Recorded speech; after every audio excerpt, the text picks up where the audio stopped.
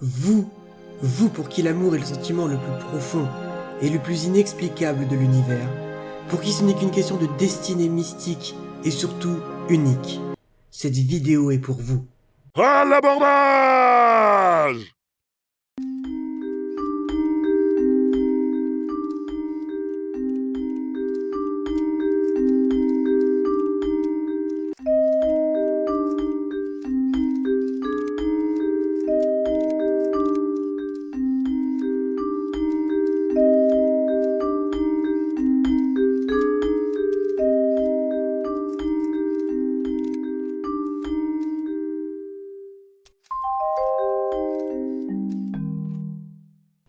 Dans quelques jours, c'est la Saint-Valentin. Et si comme moi vous en avez par-dessus l'épaule d'en bouffer en veux-tu en voilà, voici une petite vidéo qui va ramener un peu d'équilibre dans la force.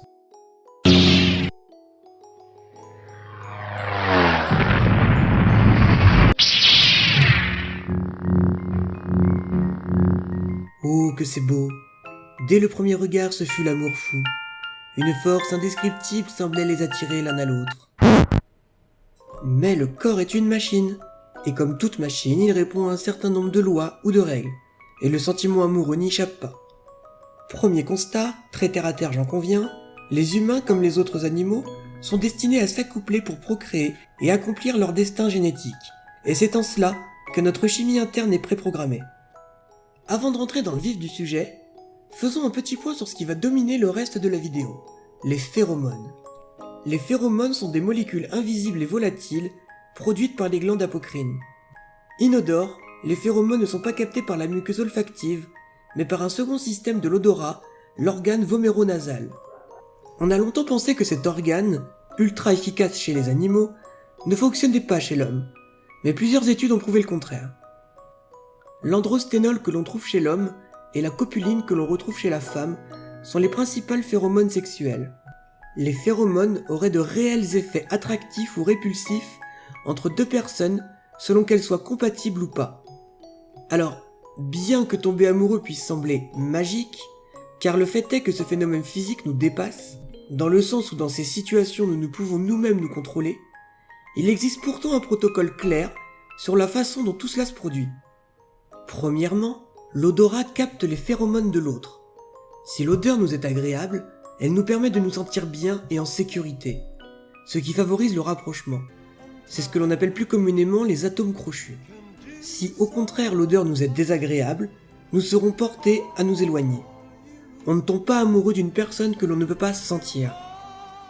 Phase 2, la phényléthylamine envahit vos cerveaux. Si vous kiffez le chocolat, vous êtes déjà familiarisé avec les effets de la phényléthylamine. Et si vous venez de tomber amoureux, vous ne tarderez pas à prendre votre dose. La phényléthylamine, ou PEA, est une hormone de la classe des amphétamines que l'organisme produit naturellement. Lorsque vous devenez amoureux, vous produisez une grande quantité de phényléthylamine, ce qui entraîne des effets semblables à ceux causés par certaines drogues.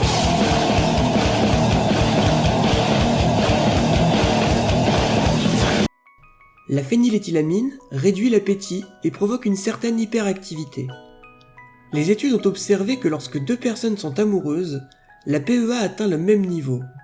C'est la raison pour laquelle vous pouvez passer des nuits à parler et à faire l'amour sans avoir faim. Rassurez-vous, ça passera. À la suite de quoi, la dopamine se met en action.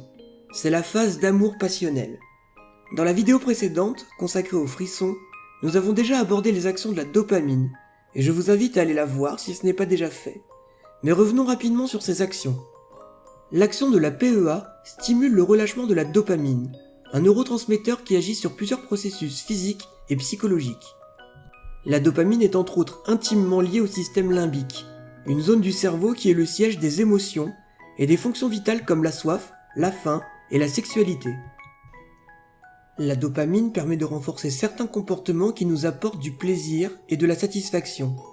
Lorsqu'un événement est plus heureux que ce que l'on espère, la dopamine émet un signal de bonheur dont les effets euphorisants nous poussent à répéter l'expérience, encore, encore et encore. On voudrait toujours être ensemble, on se téléphone 10 fois par jour, on voudrait que ça dure éternellement. Autrement dit, vous êtes complètement défoncé. Selon les chercheurs, cette période peut aller jusqu'à 6 ans. Peu à peu, l'organisme va s'habituer à la phényléthylamine et le sentiment d'allégresse va diminuer. À ce moment-là, pour les accros à la PEA, c'est la fin du couple. Ils préféreront chercher de conquête en conquête les effets euphorisants de la PEA, et la personne délaissée sera alors simplement en état de manque. C'est ce que l'on nomme le chagrin d'amour. Mais d'autres hormones prennent le relais. Avec un peu d'ocytocine et d'endorphine, cet amour se transformera avec les années en amour d'attachement. À moins que vous ne soyez un toxico de la phényléthylamine, et là c'est foutu. L'ocytocine est libérée dans le cerveau et dans le système reproductif chaque fois que nous touchons quelqu'un que nous aimons. Elle augmente aussi notre sensibilité au toucher et nous porte au rapprochement et aux étreintes. C'est une sorte de colle hormonale qui nous garde ensemble longtemps après l'épuisement de la PEA. Lorsque l'organisme développe une tolérance à la phényléthylamine et ne procure plus les effets que l'on connaissait au début de la relation, le cerveau commence à produire d'autres hormones, les endorphines. Après les effets excitants de la PEA, la passion s'estompe. Notre cerveau est envahi par des substances qui possèdent les mêmes propriétés que la morphine. Les endorphines apportent le calme, soulagent la douleur et réduisent l'anxiété. Le sentiment de bien-être qu'elles procurent se traduit par une relation affective très forte que l'on ne veut pas interrompre. Vous pouvez maintenant parler, manger et dormir en paix. C'est l'amour-attachement. Un bonheur tranquille qui peut durer des années, si l'on passe à travers le sevrage de la phényléthylamine. Un exemple qui vaut pour preuve de ces phénomènes sont les rencontres virtuelles, où ici notre chimie n'a pas sa place et où notre imaginaire se charge du boulot et au final, au moment où la rencontre physique a lieu, il faut généralement peu de temps pour que nos hormones et phéromones rétablissent l'équilibre. Alors ok, on ne peut pas résumer la relation amoureuse à une simple formule chimique. Et il est vrai que bien des gens transcendent le concept initial d'amour pour en faire quelque chose d'unique à leurs yeux, avec parfois même une valeur sociétale. Mais nous entrons ici dans le domaine de la psychologie et de la sociologie, et cette vidéo n'avait pour but que de décrire un phénomène physique naturel et génétique. L'expérience, la personnalité de chacun et l'imaginaire intervient également. Mais vous qui êtes là à nous saouler avec votre Saint-Valentin, prenez conscience de votre dépendance et réalisez que si actuellement vous êtes dans la plus extraordinaire histoire de tous les temps, eh bien sachez que vous redirez ça à votre prochaine histoire. Cette vidéo a été sponsorisée par les blasés de la Saint-Valentin.